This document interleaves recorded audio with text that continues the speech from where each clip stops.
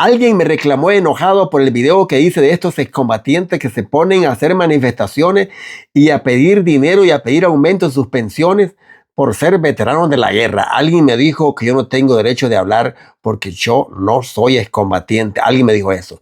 Quiero responder a este tarado. Primeramente quiero decirte que no se necesita ser un veterano de guerra, no se necesita ser un combatiente para saber que ustedes destruyeron puentes, para saber que ustedes botaron gasolinera, para saber que ustedes destruyeron infraestructura de El Salvador, para saber que ustedes hicieron atrocidades, para saber que ustedes quitaron vida, para saber que ustedes sometieron más en la miseria a El Salvador, para saber que ustedes hicieron toda clase de males, pero nada bueno, para saber que ustedes causaron destrucción, para saber que ustedes fueron los causantes de tanta destrucción en El Salvador. No se necesita ser un excombatiente para saber eso. Solamente se necesita ver los documentales, solamente se necesita ilustrarse, solamente se necesita saber la historia de El Salvador. Pero quiero decirte algo más, yo sí todavía tengo más derecho de hablar, porque yo sí fui miembro de las Fuerzas Armadas de El Salvador y no lo digo con orgullo, más bien lo digo con vergüenza.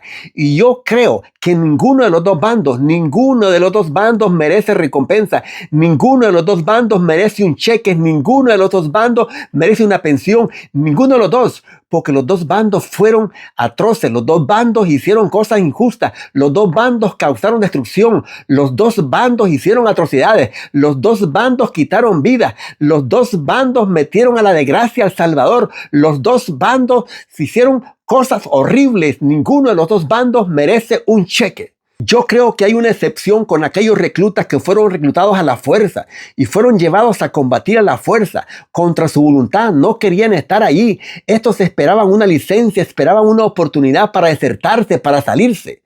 Pero desgraciadamente antes de desertarse, antes de tener el chance de salirse, de desertarse, cayeron en una mina quitapié y quedaron amputados, quedaron lisiados, perdieron su mano, perdieron sus pies, perdieron su ojo. Esta gente que esperaba una oportunidad para desertarse en la primera licencia y desgraciadamente antes de escaparse quedaron lisiados, quedaron amputados. Estos son los únicos que en mi opinión merecen un cheque, son los únicos.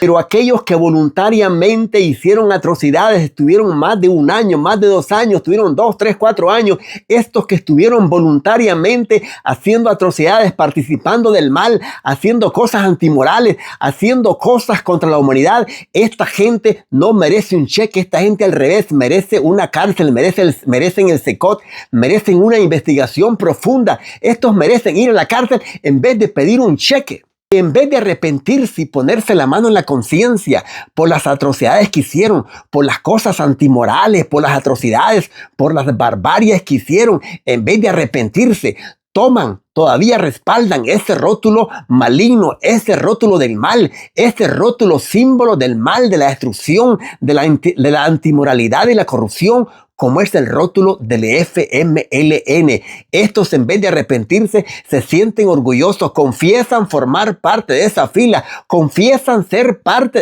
de ese rótulo diabólico, de ese símbolo del mal, como es el rótulo y el partido del FMLN. Estos no merecen otra cosa que ir al SECOT, que ir a la cárcel, que se les haga una investigación profunda y vayan presos. Esto, en vez de un cheque, la cárcel es que merecen. En el caso mío quiero decir un poco más. Yo formé parte de las filas de las Fuerzas Armadas de El Salvador.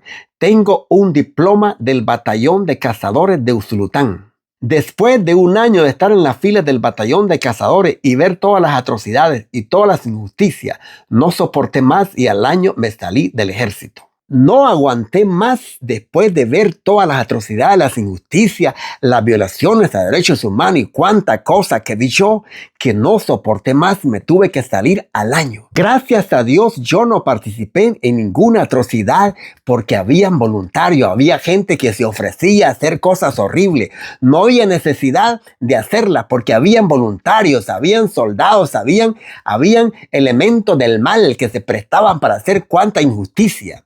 Y gracias a Dios, yo me crié con principios cristianos y miré que todas esas cosas eran una barbarie, eran cosas contra la humanidad. Yo miré que tanto un bando como el otro, como los civiles, eran seres humanos y era una falta grandísima a la moral colaborar, cooperar con aquellas atrocidades. Y gracias a Dios no había necesidad de hacerlo, de cooperar. No tuve necesidad de meterme a estos problemas porque habían muchos maleantes, muchos antimorales, muchos elementos del mal, mucha gente diabólica que se prestaba a hacer esas cosas.